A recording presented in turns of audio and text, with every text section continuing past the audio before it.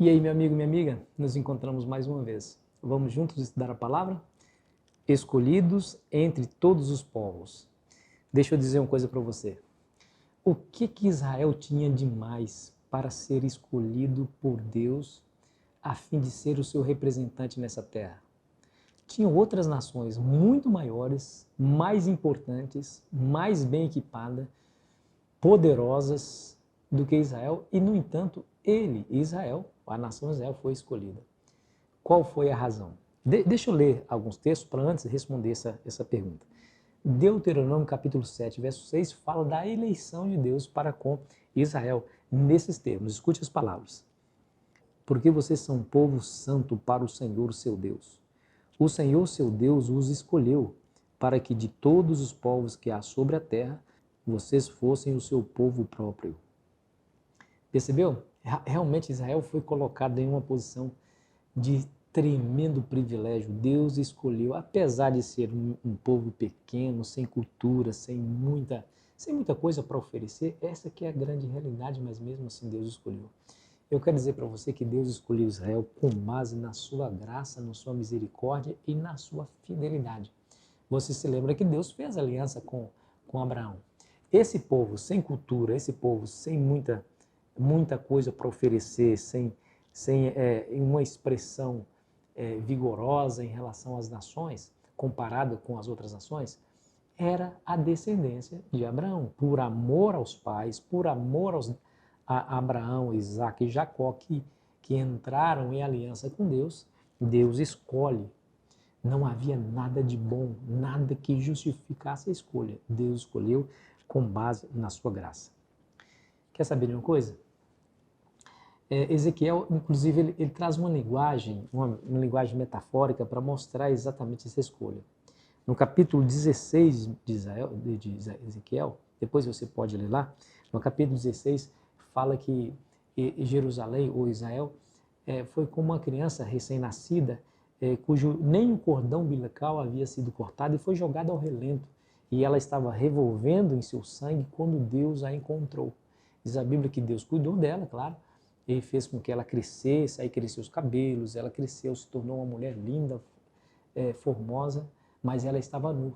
Aí no versículo 8 diz assim, ó, escute bem. Passado eu por junto de ti, vir-te, e eis que o teu tempo era tempo de amores. Estendi sobre ti abas do meu manto e cobri a tua nudez. Dei-te juramento e entrei em aliança contigo, diz o Senhor Deus, e passaste a ser minha.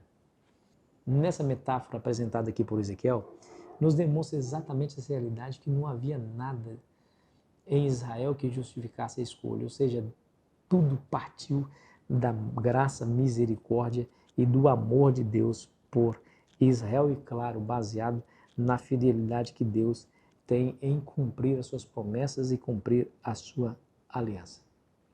Israel deveria ser chamado como um povo santo, propriedade particular de Deus, nação de sacerdotes, ou seja, um povo real, nação santa, povo real, nação de sacerdotes. Tudo isso tem significado.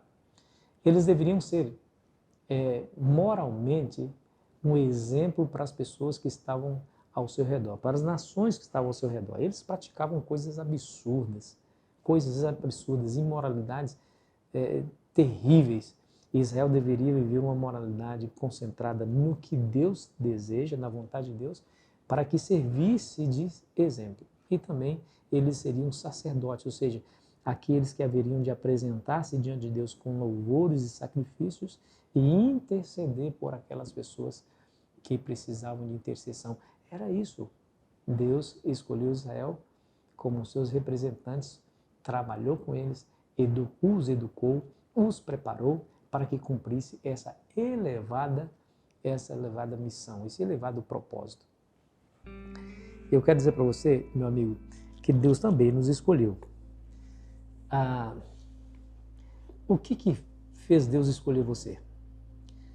Eu lhe pergunto, o que você tinha de bom, de tão extraordinário que justificasse a escolha de Deus por você? Eu fico pensando em mim, por exemplo. Quem são os meus pais? Quem sou eu? Somos pessoas tão simples. E o que Deus viu em mim para que Ele me chamasse, para que Ele me fizesse parte do povo dele? Não há nada em mim, eu tenho certeza que você concorda que não há nada em você que justificasse a escolha de Deus por você. Deus escolhe você baseado na sua graça, na misericórdia, no seu amor e na sua fidelidade. Porque nós aceitamos a Jesus como nosso Senhor e nosso Salvador. Um dia alguém chegou para nós e disse assim, olha, aqui segundo a Bíblia existe uma salvação para ganhar. Essa salvação é Jesus. E nos contou a história do Evangelho. E nos convencemos. E deixamos que o Espírito Santo habitasse em nosso coração a fim de que aceitássemos essa verdade. Hoje estamos vivendo à luz do Evangelho. É isso. Foi a nossa aceitação ao chamado de Deus, ao chamado da sua graça, da sua misericórdia, ao atender a sua fidelidade, que nos colocou onde nós estamos, como crentes na sua palavra. Você não acha que há muita gente aí ao seu lado, ao seu redor, talvez dentro da sua própria casa, que precisa também ser convencidos dessa graça? Elas podem também, como você, serem escolhidas por Deus, se elas aceitarem o chamado. Mas para que isso aconteça, você é esse instrumento. Não fique pensando assim, mas se eu não fizer, se eu não vir aqui e pregar, outra pessoa vai vir e vai fazer o que eu deveria fazer. Não pense assim. Pode ser realmente que outra pessoa vá lá e abençoa esse amigo, esse familiar que está perto de você, mas você perde a grande bênção, a oportunidade e o privilégio de ser esse instrumento de Deus. Se deixe usar por Deus. Você não é qualquer pessoa, você foi escolhido e foi escolhida pelo próprio Deus. E Deus colocou em você a sua luz para que você brilhe.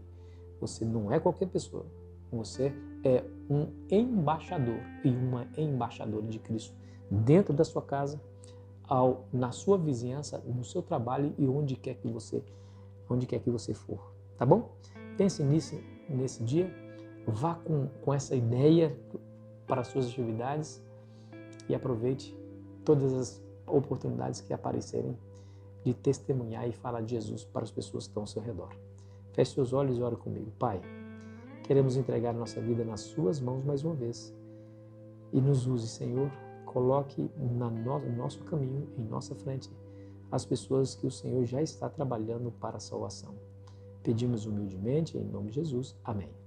Foi muito bom estar com você. Amanhã continuaremos a nossa jornada espiritual e estudaremos a próxima lição, cujo título é Acordo sobre a Terra. Espero você ansiosamente. Aproveite bem o seu domingo